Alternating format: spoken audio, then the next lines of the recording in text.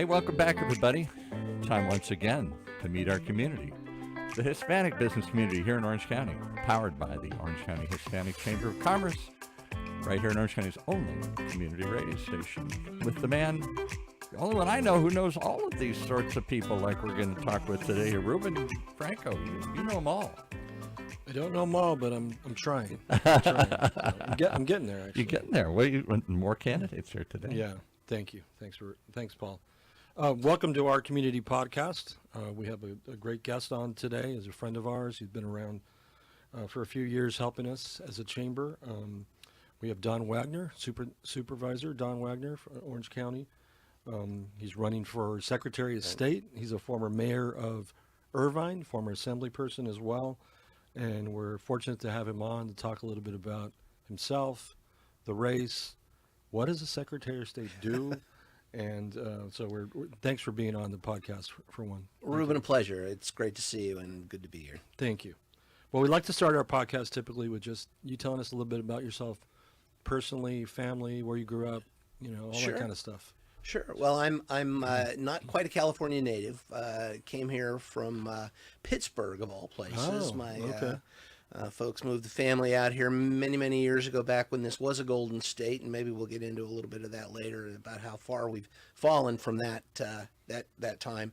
But we have been. I've been in California since junior high. And Okay. So first up in the Ventura County area, and then went to UCLA, which I know you and I share. And then when we started a family, we came down here to Orange County in the very early '90s. Haven't looked back since. So I've been in Orange County for the last 36, 37 years, something along those lines. So happy to be here. My wife and I raised the family here, 3 kids. Put them through the public schools here in Orange County. I've by profession been a lawyer for the last 35 or so years, and also served in a number of elected offices that I've been fortunate enough to find myself in with the local community college district, and then, as you mentioned, the state legislature. I was mayor of Irvine for a while, and since 2019 have served as county supervisor. So wonderful community, and appreciate what you do for it, and happy to be here to talk about it a little bit. Well, thank you. Well, what made you decide you wanted to run for office to begin with? Well, it was a couple of different things. To be honest with you, I've never been shy about giving my opinion, and it's always something that, politics and policy interested me as I was growing up. And so I was, as I say, not real shy about telling folks what I think, and thought, maybe I'd like to have one of those seats at the table where I can have a hand in directing policy and doing what I think is the right thing for the community, and frankly helping the most people. And so after getting here and getting established in the community, I thought, it might be time to try my hand at this.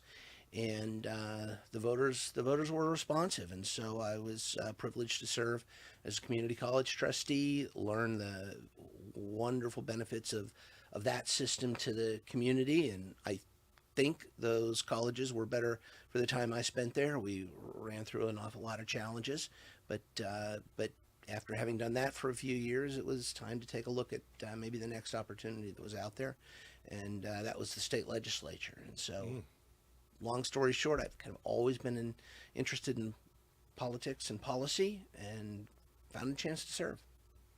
So you're in Sacramento for a while there. Right. If you win this role, you'd be back in Sacramento. Right. So what did you learn while you were in Sacramento? I learned that Sacramento doesn't work very well. I learned that perhaps the best thing the legislature does is unintended consequences. They pass all of these laws. Many of them don't even need to be on the books. I mean, they're just silly little things for assembly members and state senators to feel good about and to tout for their communities. What really matters, I find, in large part, Sacramento is doing wrong. They have no handle on how to really fix our housing issue, for example. They have really no handle on why we have such a bad business economy in this state. And, the governor likes to tout how, well, we're the fourth largest economy in the nation. While that may be true, we ought to be third or second because there's an awful lot of opportunity that is just lying fallow, and they're chasing people out of California. I learned that the legislature, frankly, does a lot wrong. I learned that the locals want to fix things. As a mayor, as a college trustee before that, as a supervisor now, it's true that the locals want to fix things as well, and often know their communities, not often, always know their communities better than the folks up in Sacramento. And I learned that the one size fits all that Sacramento tries to do is counterproductive, and getting in the way of the locals trying to solve their own problems is a mistake that Sacramento just keeps making. I learned that while I was up there, and I think those lessons are as true, if not more true, today. And so you're back for more. And so I'm coming back for more. Well, there you go. Well, you're running for Secretary of State. A lot of people don't know exactly what a Secretary of State does. Can you kind of explain what that role is? Sure. The Secretary of State has a couple of significant roles. First of all, the Secretary of State's office, the Secretary of State is the chief elections officer in the state of California. And though the local registrars in each of the counties run the specific elections, they all are overseen in ways by the Secretary of State. And ultimately, at the state level, the Secretary of State is the chief elections officer. And so one of the things that's encouraged me to run in this race is we have seen challenges to our election system over the course of the last several years, and folks are mistrustful, rightly or wrongly. They are mistrustful of the system, and there are lots of reasons why I think they are right to be mistrustful. The Secretary of State has not done anything in any measurable way to fix those uncertainties and give people more confidence in our system. Indeed, I think we've gone the wrong direction in the last few years. And so one of the reasons I'm running is to grapple with the election integrity issue. But that's not all the Secretary of State does. In fact, the largest division in the Secretary of State's office is related to our businesses in California. The Secretary of State's office is the first stop for anyone who wants to start a business. You've got to file your incorporation papers there, or your partnership papers, or whatever. And then every year you come back with more forms and more filings that need to be done. I want the Secretary of State's office to not only be business friendly, but I want any business owner who calls the Secretary of State's office with a problem, with a question, with some challenges, that they're going to be met with a how do I help you, not just no, or well, this is what you need to do. I want us to respond to those folks that are contacting the state of California through the Secretary of State's office to find somebody who wants to get to yes and find a way to help folks be successful. And the other thing that you can do as a Secretary of State is that, as that is a constitutional office set out in the Constitution, elected directly by the people, with such a business responsibility, the Secretary of State can in fact go into the legislature and advocate for good bills and against bad bills, and explain to the legislature why certain bills are job killers and shouldn't be enacted, what might be wrong with other bills and how to fix them, and get us back to being that more business-friendly place that my parents brought me to back in the early 70s. So elections and business are the top two things the Secretary of State has responsibility for. The third is the Fair Political Practices Commission and all of the laws that relate to how we run our elections and the disclosures that need to be made. Who are the candidates and what can they do? And who are the lobbyists and what can they do? All of that also runs through the Secretary of State's office. And there is a role there for the Secretary of State to oversee the FPPC and the implementation of our disclosure laws and our campaign finance laws, so that the public knows. The public knows who's involved, who's having a say, who's providing how much money to which particular candidates or which particular causes. That is something that lands in the Secretary of State's lap. There are a couple of other admittedly smaller roles for the Secretary of State. The notaries are certified by the Secretary of State, and the notary program is run out of the Secretary of State's office. Secretary of State also has the responsibility for the California State Museum and just sort of preserving the history of the state. But the reason to run for this office are the elections integrity and the business climate in this state that I think need to be addressed and haven't been by the incumbent. You mentioned something about companies leaving the state. And how about companies that don't get started because there's so much regulation, so much paperwork just to get a business started here? I mean, I think it was Andy Puzner. Is that I'm not sure. Puzder, yep. Puzder. I got a story about him. Go ahead. Right, but talking about when he was building out Carl's Jr., they were not doing any more build out here in California. They were building it all in Texas because it cost 2 to 3 times as much to build here and 2 to 3 times as long to build here. So he said, well, all our growth's going to be in Texas. I had a conversation with him on precisely that point. When I was in the legislature, we did a tour of Texas, went to Texas, and the idea was to hear from some expat businesses, why did you leave California? Now, we kind of knew why they left California, but we wanted to have this hearing and get this on the record. Andy Puzder went with us. So, by the way, did Gavin Newsom.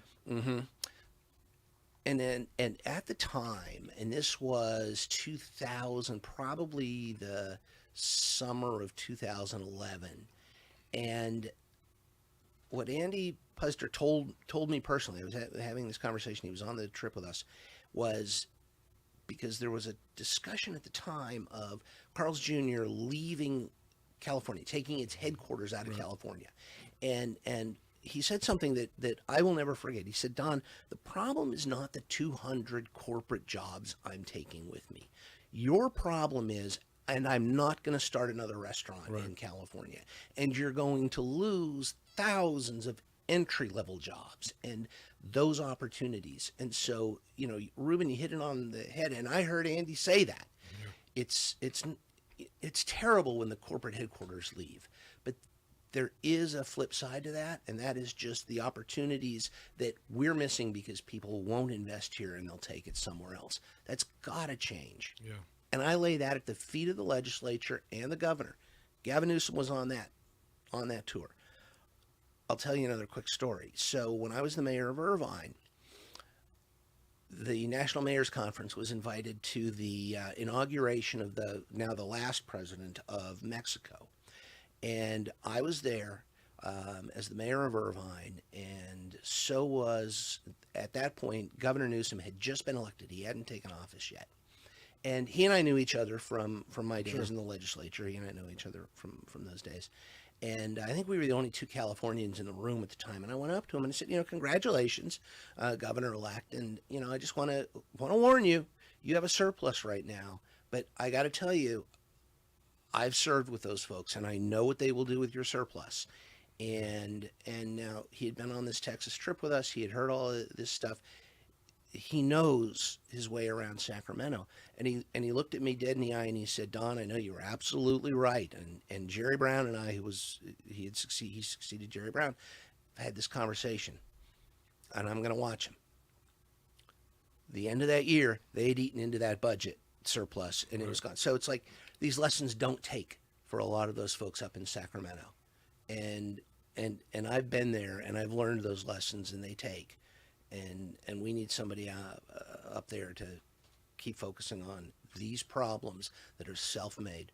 This is a great state. Beyond the San Andreas fault, there are no problems in California that aren't man-made. Yeah. No, I love this state. I grew up in this state. And I'm all in for this state, but we have some issues. We have some challenges. We do. And what can we do to make, and here we help people start businesses. And the frustration is how can we, what are we not starting because of how difficult it is, right? It's not just about capital, but it's also about regulatory issues that we have and stuff. So Yep. Let me ask you a question on we'll go back to elections. Maybe we'll go back and forth on this, but in Florida, they can count their votes pretty rapidly, right? In California, it takes weeks, sometimes months. Is that right? And why is that? Well, okay, so it takes 30 days, Okay. and that is a function of state law. We could do it quicker than that, Okay. but that is a function of state law. I mean, you and I are roughly the same age. We talked about we were at UCLA at the same time, Right. and you remember election day. I mean, I would was interested in this even before I was at UCLA. I'd ask my dad, can I stay up late to watch the election results? Well, that's just a silly question nowadays because the election Right. isn't decided for 30 days. And one of the things the Secretary of State can do, the Secretary of State cannot change that. That is in statute by the legislature. It's one of the dumb, wrong things the legislature does. But the Secretary of State, and especially, to be honest with you, Ruben, if a Republican wins a constitutional office, that's national news. Yeah. And there will be a spotlight which gives me a bully pulpit to go into the legislature and say, you are surprised that I am here, but I'm telling you, the people who sent me here are saying, we need to fix our elections. We need to count quicker than 30 days. We need to stop with all of these mail-in ballots that we are just awash in. It's election day and you're filling out your ballot at the kitchen table, and the first thing you got to do is throw away the ballot of the person that you bought your house from, because that person's still getting a ballot, Right. or the last 2 or 3 renters in your apartment, because we just mail so many ballots. We simply do not have clean voting rolls. The Secretary of State can go into the legislature and can say, the people that put me here are telling you this system isn't working and they don't trust it, and here's what you need to do to fix it. Unfortunately, the Secretary of State can't just wave a wand and make most of these changes. And so I'm looking forward to that fight back up there in Sacramento. And then how do you go about actually cleaning up voter rolls? I mean, what is the process to do it? And then given the role of Secretary of State, and you mentioned the other registrars, do you have say or leeway with, or how does that work basically? So unfortunately, again, there isn't this magic wand. There isn't all of the power that some people might like or expect that the Secretary of State has. It is the registrars who are responsible on the ground in their counties for cleaning their voting rolls. And there are, frankly, limitations on what they can do and how they can do it and when they can do it. A certain number of days out from an election, you simply can't touch the election rolls. Right. You may find that there is somebody who is an illegal voter on your rolls. You cannot touch it. And that's federal law as well as state law. But in off-election years and outside of that blackout period, there are things that the registrars can, and they're frankly supposed to do. And it's a cumbersome process. You've got to have voters who miss 2 federal elections, and then you've got to mail them. You still live at this address. You still want to be a voter, and have to jump through those hoops before you can remove them from the rolls. What the Secretary of State can do, what I have pledged to do, is I will visit every single one of the registrars. There are 58 counties. There are 58 registrars. Are you doing everything the law allows you to do to clean the rolls? And if you're not, why not? And remember that bully pulpit, that light I'm talking, gets shined on those folks. Not to embarrass them, not to punish them, but to make sure they're doing what they can to clean the rolls. Right. There are limits to what the secretary himself or herself can do. One thing we could do, there's a national database for changes of address. And, you move to Tennessee and you take your business and your family to Tennessee or Texas or wherever you go, file a change of address with the post office. California does not belong to the national database, the clearinghouse. Why not? If we join that database, if we get that information, we now know that, John Smith, living in, registered in Irvine to vote in Orange County, has moved to Tennessee, and we can clear the rolls. One of the things I tried to do on the Board of Supervisors, I got pushback from my colleagues, that we can do. When the jury commissioner sends out jury summonses, the information comes from one of 2 places, the Department of Motor Vehicles or the voter rolls. Now, when you get that summons, you can check a box that says, I've moved, or I'm a felon, or I can't, I'm not here legally, whatever. There are lots of reasons you can check that you can't serve on a jury. I asked whether our jury commissioner would share that with the registrar so that these are self-attested reasons. It's the person himself or herself under oath saying, I can't serve on a jury for a reason that I couldn't vote. Could I get them to share that with me? No. We need to change state law. As Secretary of State, I will push that information gets shared. We are already, we've got a bill that's been submitted by Senator Choi this year to make that change in state law. And if it doesn't pass, I'm coming back as Secretary of State next year to try to get it. It only makes sense to do what we can to clean the voting rolls. How many registered voters do we have in the state? Oh, in the state, I don't have that number. Okay. We have roughly 1.9 million here in the county In Orange County. of Okay. Orange. Yes. And out of that 1.9, how many typically vote? Like, what's the percentage of? Depends entirely on the election Whether it's presidential and on or the whether- issue, yeah. whether it's presidential or not, whether it is a primary or a general, whether there is a hot button item on the ballot, an initiative or something like that. It ranges. It can go.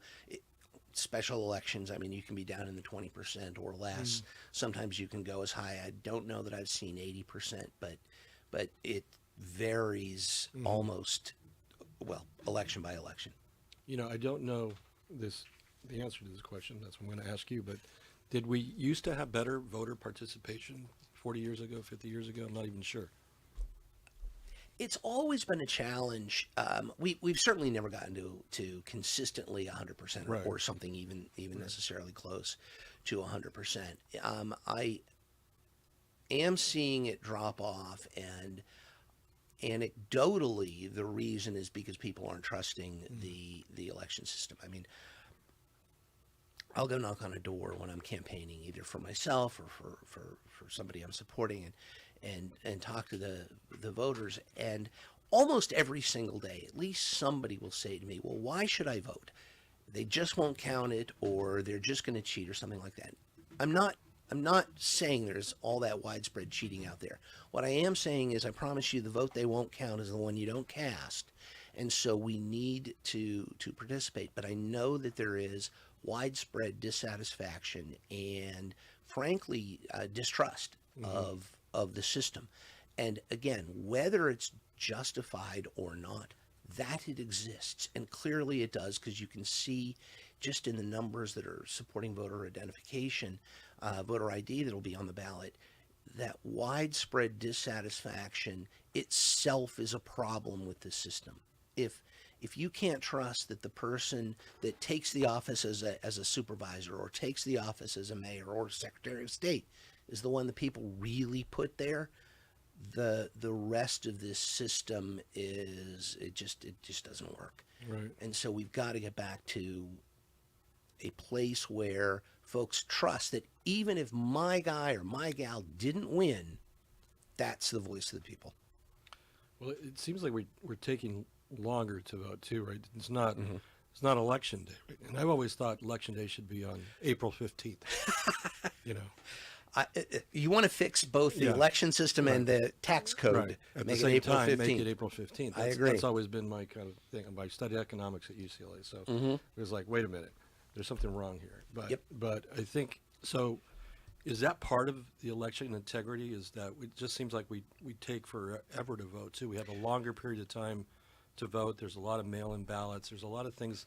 There's more moving parts, I guess, instead of just that one day you become a patriot, you go out and vote, and you wait in line, and you cast your ballot, right? That's the way it used to be. I mean, I remember going to the polls with my parents. I took my kids to the polls. My wife and I did early on, and that is something that is just kind of foreign to us nowadays. And it does certainly seem that things were better and more trusted back then, because now we are awash in ballots, and you get so many ballots at your house, and You've got days and days to turn them in, and then they take days and days to count. And we have seen in the past circumstances where, somebody is winning on election day, and you just watch the vote totals dribble away. I'm not saying that's cheating. I am saying, why couldn't we get that done in a day or two instead of just watching those numbers bleed away for almost 4 weeks before we stop counting, call it done, and declare a winner? It didn't used to be that way. It doesn't need to be that way. And I was talking to a registrar up in Shasta County about 2 weeks ago. I'm traveling all over the state in this campaign, and I was talking to the registrar up there. And now, to be fair, we have 1.9 million voters, and they have about 200,000. So it's just an order of magnitude different here in Orange County. But they are able to find ways to count quickly and accurately, no challenges that I'm aware of to those results. They still can't report because state law says you got to wait 30 days, but the count is done and everybody knows the answers. All right, they have only 200,000 voters. We have almost 10 times that number. Maybe we need a staff that's 10 times larger, but we're a big county. We can do that. There are things that can be done to just restore that integrity that we have frittered away with all of the election changes and shenanigans and long counts that we've seen over the last several years. Let's volleyball back to Orange County. Since Sure. we have an Orange County supervisor here, might as well take advantage of kind of your thoughts on Orange County. Where are we at? Where are we going? What are the things we need to work on still as a county? Okay, so I will tell you, I think we are in better shape certainly than Los Angeles County, and we are the third largest county in the state of California. We're the sixth largest county in the nation, and I think we are in pretty good shape, though not without our challenges. We still have challenges with homeless. We still have challenges. My district in particular is prone to fires, and so we have challenges on that front. Our budget next year is going to be tight. Our budget is very, very dependent on money that we get from the state government and money we get from the federal government to run these state or federal programs that we want to run and that are good programs. But again, the funding comes from those places. About little less than 90% of our budget is passed through is state or federal monies. And you have so many uncertainties at both of those levels this year. The governor projects a roughly $3 billion budget deficit. The legislative analyst's office, which I trust more, says, oh, no, it's going to be closer to $18 billion. And so you tell me what the state budget is going to look like. That's going to impact us. The federal budget, we're in a partial government shutdown as we speak. Right. What's that budget going to end up looking like? So we have some challenges, but we are not without our strengths. The greatest, to my mind, the single greatest resource of any community is not the weather or the oil or the natural resources. It's the people, and we have an enormous capacity here in this county. I mean, we're sitting at the Cove in Irvine. We have UCI. We have that business incubator. We've got the work that you do at the chamber, and so we've just got enormous potential. We just got to untap it, tap it, get out of its way. Yeah. Well, I've noticed that. I mean, I grew up in LA County and been down here 24 years now myself, and I think people like to collaborate here more than up there. I've noticed that people work together on both sides of the aisle, which is great, to get things done. Right. And I think our future is promising. We do have some issues like affordability with housing, and that's just, I mean, especially for our children and our children's children, that's always going to be kind of an issue going forward. But there are some really good things that we're blessed with, but we need to take advantage of and be good stewards of all these type of things. We absolutely do. Right. So we appreciate your leadership in Orange County, even though you want to move to Sacramento. Well, let me be clear. I won't have to move to Sacramento. Oh, good. Okay. And I have made it clear. I mean, even when I was working up there in the state legislature, I made sure that I worked in Sacramento, flew but back to I the live district, in Orange County. And one of my predecessors listened to me, but one of the prior secretaries of state, who I hope will someday be a predecessor of mine, Bill Jones, who is a campaign co-chair of mine, Sure. lived in the Fresno area and was able to work out of the Fresno area. There was an office there. I would have an office in Orange County. There will be times you've got to go to Sacramento. Sure. You've just got to go Right. there and face down that legislature and be there. But I do not intend, goodness gracious, I do not intend to live full time in Sacramento. Okay. How many candidates are in this race? So there are 4 of us. Okay. There is one Republican, me. There is the incumbent Democrat, and then there are 2 Green Party candidates. Okay. So, frankly, all of the candidates are way to my left. Yeah. And the election day, or at least the primary, is June 2nd. June 2nd. Okay.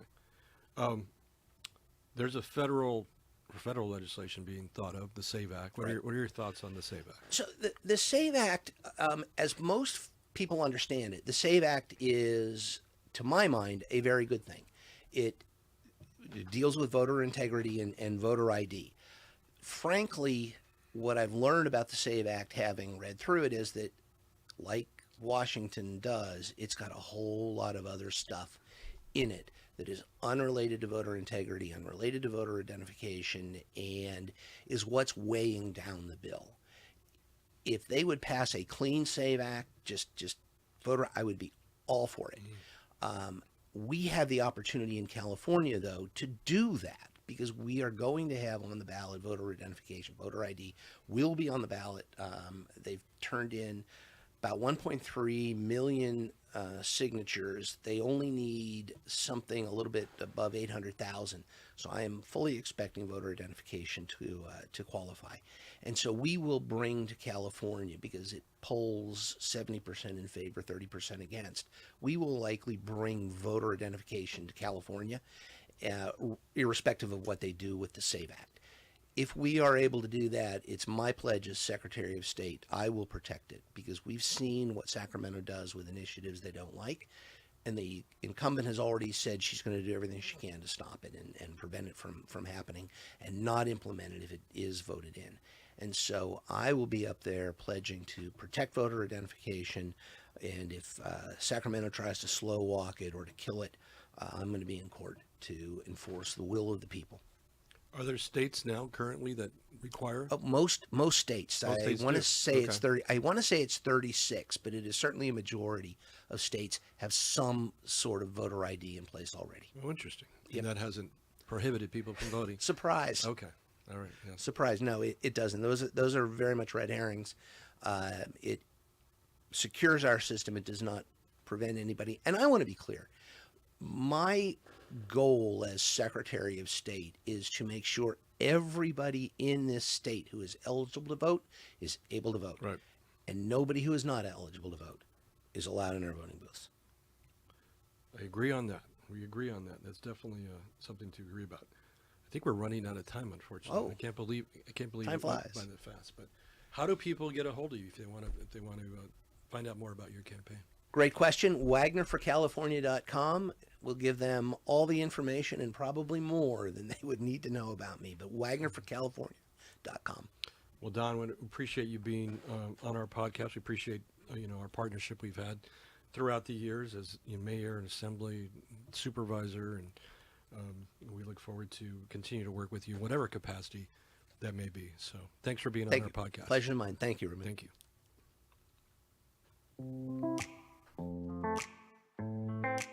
Well, there you have it. One more reason to tune in each and every time to meet our community. Right here in Orange County's only community radio station, OC Talk Radio. Streaming live from our studios here at the University of California, Irvine's Beale Applied Innovation Center.